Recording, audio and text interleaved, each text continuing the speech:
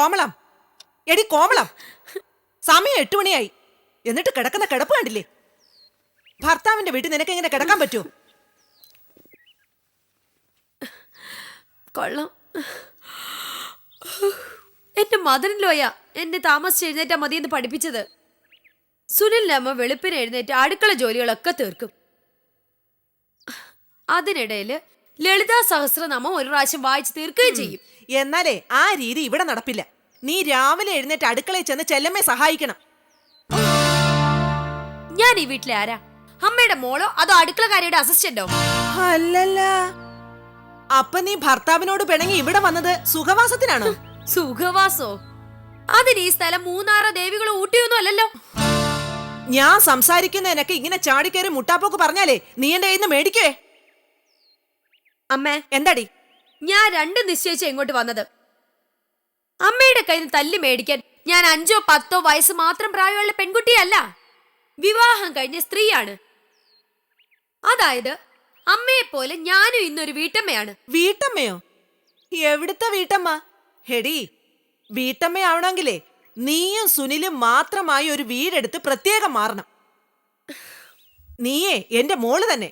പക്ഷേ ഈ വീട്ടിൽ ഒരു വീട്ടമ്മയേ ഉള്ളൂ, അത് ഞാനാണ്. സമ്മതിച്ചു, അമ്മ തന്നെ വീട്ടമ്മ.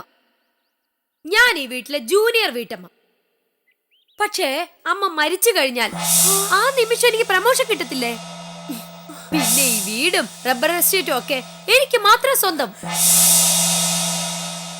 എടി മഹാബാബി, ഇതാണോ നിന്റെ മനസ്സിലിരിപ്പ്? ഞാൻ മരിക്കാൻ കാത്തിരിക്കുകയാണോ നീ? അമ്മ പിന്നെ എന്താ വിചാരിച്ചിരിക്കുന്നത്? അമ്മ ഒരിക്കലും മരിക്കത്തില്ലെന്നോ? മരിക്കാൻ എനിക്ക് സൗകര്യമില്ലടി. അത് കണക്കുകൂട്ടി നീ ഇവിടെ താമസിക്കണ്ട. പിന്നെ ഞാൻ എവിടെ താമസിക്കണം?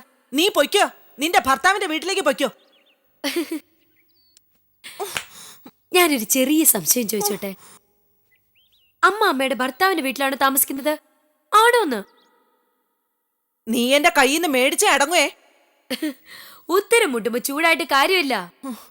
ഇവിടെ വന്നു കയറിയ ദിവസം മുതൽ ഞാൻ പറയുന്ന കാര്യം ഒരിക്കൽ കൂടി ആവർത്തിച്ചു പറയുന്നു. എന്നോട് ഈ വീട്ടിൽ നിന്ന് ഇറങ്ങിപ്പോവാൻ അമ്മ പറയരുത്. അങ്ങനെ പറയാൻ അമ്മയ്ക്ക് അവകാശമില്ല. കാരണം ഈ വീടിന്റെ അനന്തരാവകാശിയാണ് ഞാൻ. അബദ്ധം പറ്റിയത് എനിക്കാ. അന്ന് കരഞ്ഞു വിളിച്ചോണ്ട് കയറി വന്നപ്പോ തന്നെ നിന്നെ അടിച്ചിറക്കിയിരുന്നെങ്കിൽ എന്റെ ബെഡ്റൂമിൽ നിന്ന് നീ ഇങ്ങനെ പറയുമായിരുന്നോ? ഞാൻ എന്താ ചെയ്യാൻ പോന്നെന്ന് നീ നോക്കിക്കോ.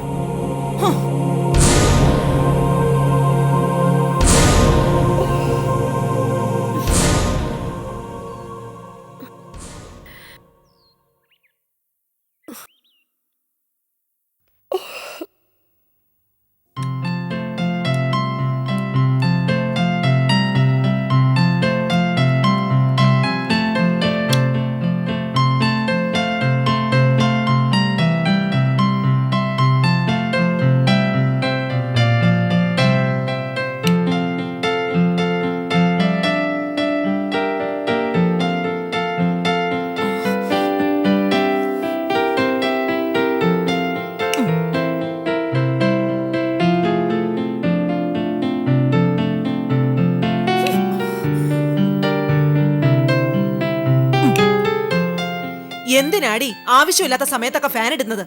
പല്ല് തേക്കാൻ ഫാൻ വേണോ? പല്ല് തേക്കും ബ്രഷും പേസ്റ്റും മതി. പക്ഷെ കാറ്റ് കൊള്ളാൻ ഫാൻ വേണം. ഉഷ്ണം തോന്നുമ്പോ കാറ്റ് കൊള്ളാനാണല്ലോ ആ ഫാൻ ഇവിടെ ഫിറ്റ് ചെയ്തിരിക്കുന്നത്. കഴിഞ്ഞ മാസത്തെ കറണ്ട് ബില്ല് എത്രയാണെന്ന് നിനക്കറിയാമോ? ലൈറ്റും ഫാനും ആവശ്യം കഴിഞ്ഞാൽ ഉടൻ ഓഫ് ചെയ്യണമെന്ന് കൂടെ കൂടെ ടിവിയില് സുരേഷ് ഗോപിയും ദിലീപും വന്ന് പറയുന്നത് നീ കണ്ടിട്ടില്ലേ? അവര് പറഞ്ഞ അനുസരിക്കാൻ ഈ കോമളത്തെ കിട്ടത്തില്ല. ഞാൻ ജയറാമിന്റെ ഫാനാ. ഉഷ്ണിക്കുന്നെങ്കിലേ മുറ്റത്ത് പോയി നിക്ക്. അമ്മ എന്തിന് ഇത്രയും പിശുക്കുന്നത്? അമ്മ ഇങ്ങനെ പിശുക്കി പിശുക്കി സമ്പാദിക്കുന്നതൊക്കെ അനുഭവിക്കാൻ ഞാനൊരാള് മാത്രമല്ലേ ഉള്ളൂ. ഞാൻ തന്നിട്ട് വേണ്ടേ നീ അനുഭവിക്കാൻ? അമ്മ മനസ്സോടെ തന്നില്ലെങ്കിലും അമ്മ ചത്തുപോയാൽ ഓട്ടോമാറ്റിക്കായി സ്വത്തെല്ലാം എന്റേതാവുമല്ലോ. പിന്നെ ഞാൻ ചാവുന്ന കാര്യം എന്നെ കൊല്ലാനാണോ നീ ഇങ്ങോട്ട് കെട്ടിയെടുത്തത്? അമ്മേ, ഞാൻ ഫാൻ ഇടുന്നത് കണ്ട് അമ്മ ആ സ്റ്റെയർകേസിൽ നിന്ന് ചാടിയിറങ്ങി വന്നില്ലേ? വശക്കേടിന് അമ്മയുടെ കാലൊന്ന് തെറ്റി താഴെ വീണെന്ന് വിചാരിക്കേ. ഇടതുകാലോ വലതുകാലോ നെടുകെ ഓടിയുന്നു. ഒരു 3 മാസം കാലിൽ പ്ലാസ്റ്റർ ഇട്ട് അമ്മ കട്ടിലിൽ തന്നെ കിടക്കേണ്ടി വരുന്നു. അപ്പൊ ഈ വീടും റബ്ബർ തോട്ടം ഒക്കെ ആര് നോക്കി നടത്തും? ഞാൻ അല്ലാതെ വേറെ ആരാ? എന്നെ സഹായിക്കാൻ അച്ഛനും ഉണ്ടാവും. കോമളം, നീ സൂക്ഷിച്ച് സംസാരിക്കണം. നാക്കില് ഗുളികനിരിക്കുന്നത് എപ്പോഴാണെന്ന് പറയാനൊക്കത്തില്ല. അമ്മ എന്തിനാ ഇങ്ങനെ പേടിക്കുന്നത്? വീഴ്ച, രോഗം, മരണം ഇതൊക്കെ എപ്പോഴാ നമ്മളെ തേടി വരുന്നതെന്ന് ആർക്കും പറയാനൊക്കത്തില്ല. അമ്മ അതുകൊണ്ട് ഒരുപാട് അങ്ങ് പിശുക്കണ്ട.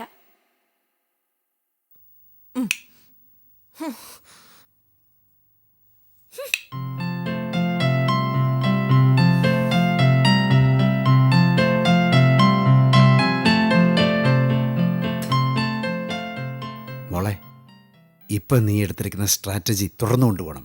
അതാ നല്ല വഴി. തലയൊന്ന് കുനിച്ചു പോയാ നിന്റെ അമ്മയെ തലയെ ചവിട്ടി കയറിയിരിക്കും.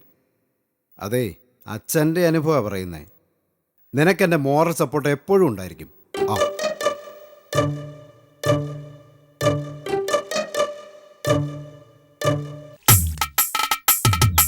May I come in? Yes. Mummy ഇല്ലേ മോളെ? മമ്മിയില്ല, അമ്മയുണ്ട്. വിളിക്കാം. അമ്മേ, മാനേജർ വന്നിരിക്കുന്നു. ഇരിക്കാൻ പറ മോളെ. What A hot. എന്താ പുറത്തുള്ള ചൂട്, വല്ലാത്ത ഉഷ്ണം.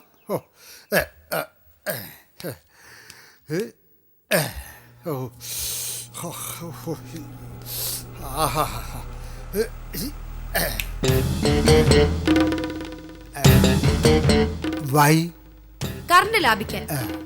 ഇലക്ട്രിസിറ്റി നമ്മൾ കഴിയുന്നത്ര കുറച്ച് ഉപയോഗിക്കണം. സുരേഷ് ഗോപിയും ദിലീപും ടിവിയിൽ പ്രത്യക്ഷപ്പെട്ട് ഉപദേശിക്കുന്ന കണ്ടിട്ടില്ലേ? നോ, ഞാൻ ടി വി കാണാറില്ല. ടെലിവിഷനെ ബുദ്ധിജീവികൾ പേരിട്ടിരിക്കുന്നത് തന്നെ ഇഡിയറ്റ് ബോക്സ് എന്നല്ലേ? നമ്മുടെ നാട്ടിലെ ഭൂരിപക്ഷം ജനങ്ങൾ ഇഡിയറ്റ്സ് ആയതുകൊണ്ട് ഞങ്ങളെല്ലാം പതിവായി ടി വി കാണാറുണ്ട്. ഓ പ്ലീസ്.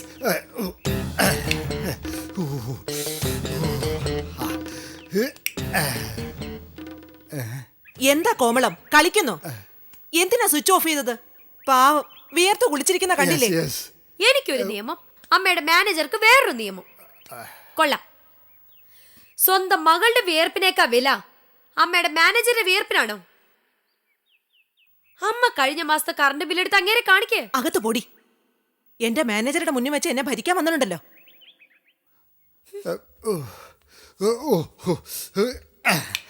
ജോൺസൺ, ഫയലൊക്കെ റെഡിയല്ലേ? Everything ready. Be seated. I will show you.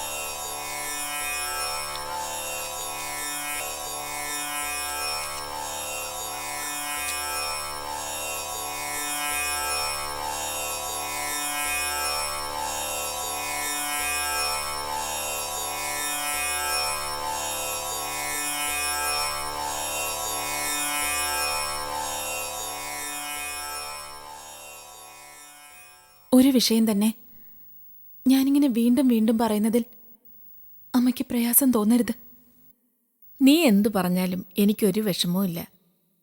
ഓർമ്മയായ കാലം മുതൽക്കേ ഞാനൊരു ദേവീഭക്തയായിരുന്നു. അതുകൊണ്ട് ഗർഭിണിയാണ് ഞാനെന്നറിഞ്ഞപ്പോൾ ആ പരാശക്തിയോട് ഞാൻ പ്രാർത്ഥിച്ചു, എനിക്കൊരു മകളെ തരണേന്ന്. ഈശ്വരവിശ്വാസമില്ലാത്ത ആളായിരുന്നു എൻ്റെ ഭർത്താവ്. പക്ഷേ അദ്ദേഹത്തിനൊരു വലിയ ഗുണമുണ്ടായിരുന്നു. ഭാര്യയെന്ന് പറയുന്നവൾ മറ്റൊരു വ്യക്തിയാണെന്നും അവൾക്ക് അവളുടേതായ വ്യക്തിത്വം ഉണ്ടെന്നും വിശ്വസിക്കുന്ന ആളായിരുന്നു അദ്ദേഹം. ഞാൻ ക്ഷേത്രങ്ങളിൽ പോകാറില്ല, അതുകൊണ്ട് നീയും പോകാൻ പാടില്ല എന്ന് അദ്ദേഹം ഒരിക്കലും പറഞ്ഞിട്ടില്ല.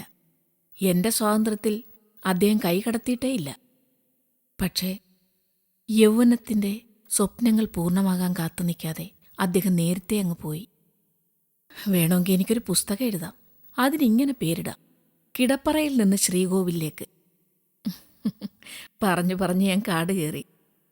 ഒരുപാട് സംസാരിക്കുന്നത് എൻ്റെ ഒരു ദുശീലമാണ്. സ്നേഹിക്കുന്നവരോട് മാത്രമേ ഉള്ളൂ കേട്ടോ. ചില ക്ഷേത്രങ്ങളിലും മറ്റും കഴിഞ്ഞുകൂടുമ്പോൾ ദിവസങ്ങളോളം ഒരക്ഷരം മിണ്ടാതിരിക്കുകയും ചെയ്യും. അമ്മ അമ്മയുടെ ഓരോ വാക്കും സാന്ത്വനമാണ്. ഇവിടെ വന്നതിന് ശേഷം 1-2 പ്രാവശ്യം ഞാൻ കരഞ്ഞിട്ടുള്ളൂ.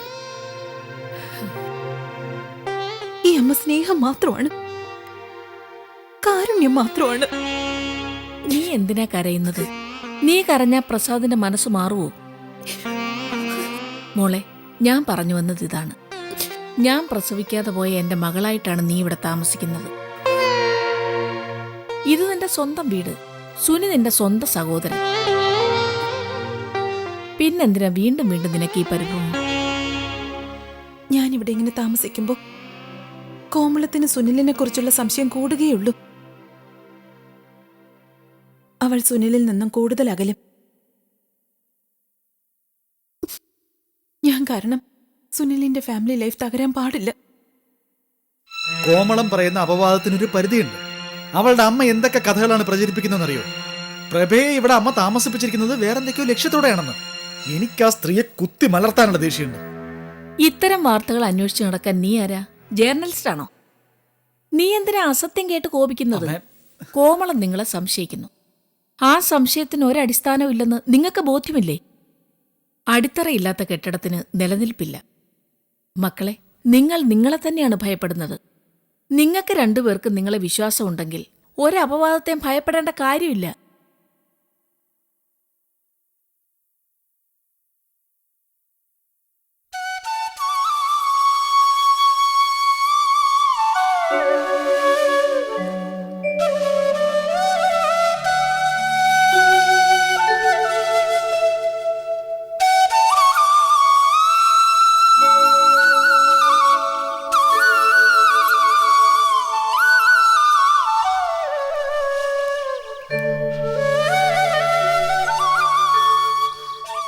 ഞാൻ എത്ര നിർബന്ധിച്ചിട്ടും അമ്മ ഈ വീട്ടിൽ നിന്ന് പോകാൻ അനുവദിക്കുന്നില്ല. പെറ്റമ്മയുടെ സ്നേഹം കിട്ടിയിട്ടില്ലാത്ത എനിക്ക് സുനിലിന്റെ അമ്മയുടെ വാത്സല്യം കാണുമ്പോൾ ഈ വീട് വിട്ട് പോകാനും തോന്നുന്നില്ല. എന്റെ അമ്മയുടെ മനസ്സും ചിന്തയും ഈ നാട്ടിലെ എല്ലാ സ്ത്രീകൾക്കും കിട്ടിയില്ലല്ലോ. കിട്ടിയിരുന്നെങ്കിൽ എത്ര നന്നായിരുന്നു. കോമളത്തിന് ഇപ്പൊ എന്നെ കൊന്നു തിന്നാനുള്ള ദേഷ്യം കാണും. ഞാൻ എന്താ ചെയ്യേണ്ടത്? എനിക്ക് പറ്റിയൊരു ചെറിയ തെറ്റ്, ഒരു ധാരണാ പിശക്, അതിന് ഇത്രയും ആഫ്റ്റർ എഫക്ട്സ് ഉണ്ടാകുമെന്ന് ഞാൻ വിചാരിച്ചില്ല. സുനിൽ ഒരു തെറ്റും ചെയ്യാതെ ഞാൻ കാരണം കോമളത്തിന്റെ മുമ്പിലും പ്രസാദിന്റെ മുമ്പിലും കുറ്റവാളിയായി. പ്രസാദിന്റെ കാര്യം വിട്, അവന്റെ തലയ്ക്ക് മത്ത് പിടിച്ചിരിക്കുക. പക്ഷെ കോമളം, അവളൊരു പാവമാ പ്രഭേ, വെറും തൊട്ടാവാടി. എന്നെ അവക്ക് ജീവനാ. അവളുടെ അമ്മയുടെ പെരുമാറ്റം സഹിക്കാവുന്നതിനും അപ്പുറമായപ്പോഴാ ഞാൻ ആ വീട് വിട്ടിറങ്ങിയത്. ആ നിമിഷം അവൾ എൻ്റെ പിന്നാലെ ഇറങ്ങി വന്നില്ലേ?